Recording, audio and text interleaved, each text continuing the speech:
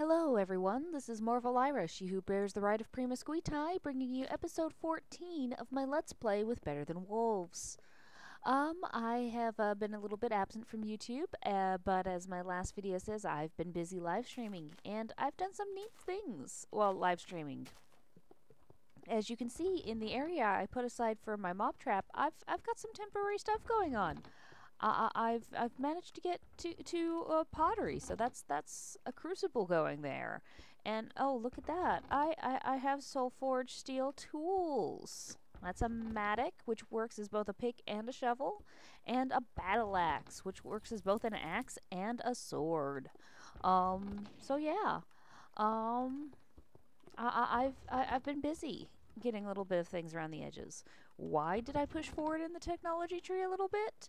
Well, because I decided I needed to dig this area out underneath the mob trap a little bit, and it's got a ways to go down, and I don't really want to do all of that by hand. So what we're going to do once I can get all of the requisite materials together is, well, we're going to do it via mining charge zipper, and it's going to be fun. You'll have to wait for that in a video until I'm ready to do that because, well, that's going to be a lot of mining charges. One of the things I'm going to need the most of is a reed farm. Lots and lots of reeds, as you can see on the other end of the village as I get closer. I've started to grow by hand. I'm really tired of growing them by hand.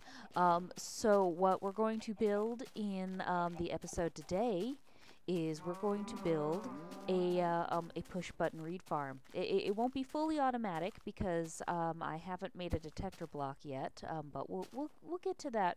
We may just modify things later on to get to that. Yeah. So I'm going to be putting it actually directly in front of where the mob farm is going to be.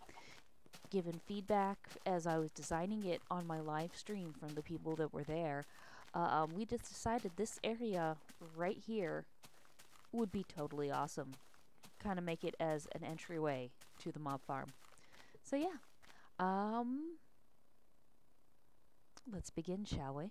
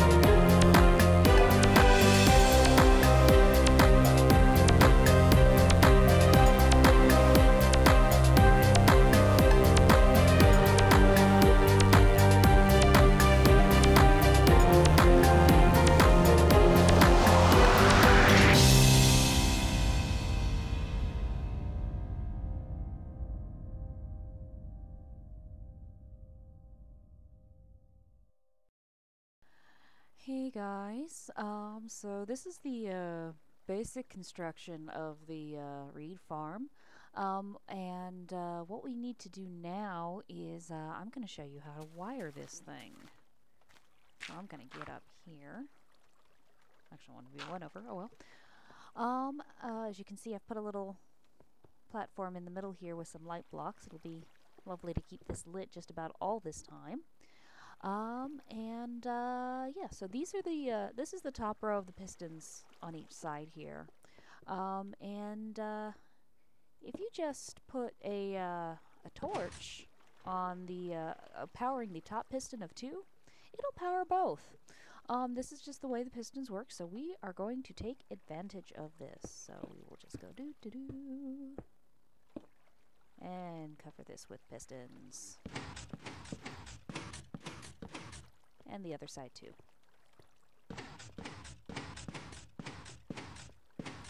Ta-da! Now we need to basically invert this signal because we don't want the pistons extended all the time. So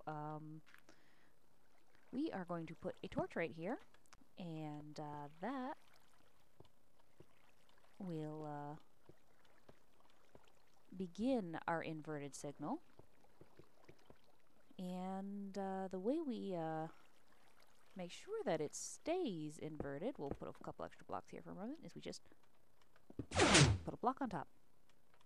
Ta-da! So this is just a basic inverter. We've got this torch powering this block, which then goes on to power this redstone wire, which then powers these blocks. Since these blocks are powered, the redstone torches are off, and until we do something to switch the signal, in particular I'm going to be putting a button right here, that will keep the signal inverted and the pistons retracted. Yeah, so we are...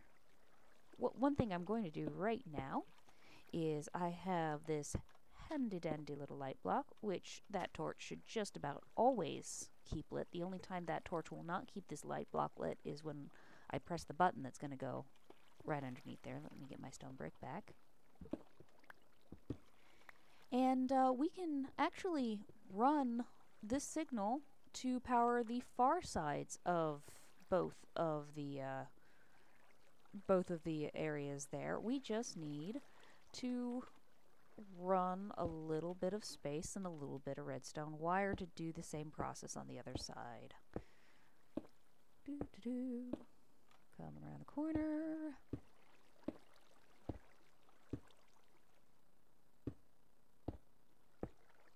There we go.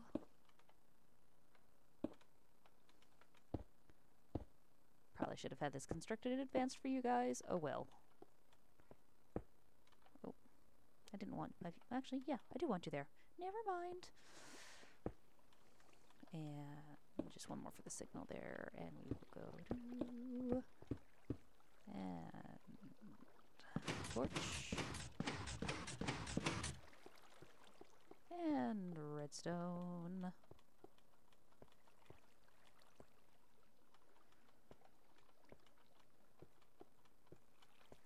See, and they connect, but it doesn't quite go far enough. So right here, we're gonna stick a repeater. Hooray, repeaters! If I can get out of this way, see? Ta-da! And that is pretty much how the wiring for this works.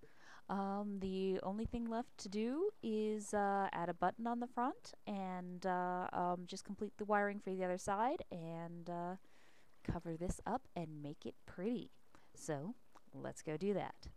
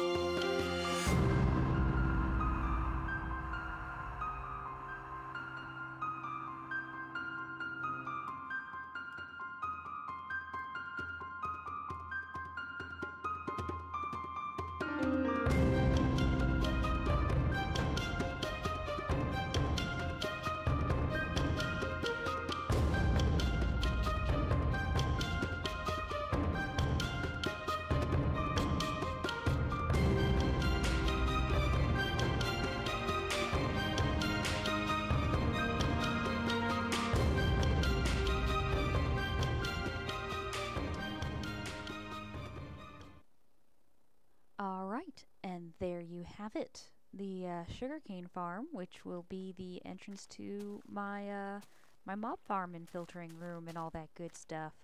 As you can see, I have that vanilla Minecraft bug where the pistons stay extended. It's very annoying. It's going to hurt my yield, and I don't like it, precious. Unfortunately, with the searching that I've done, there's not a whole lot that I can find to do to actually fix it.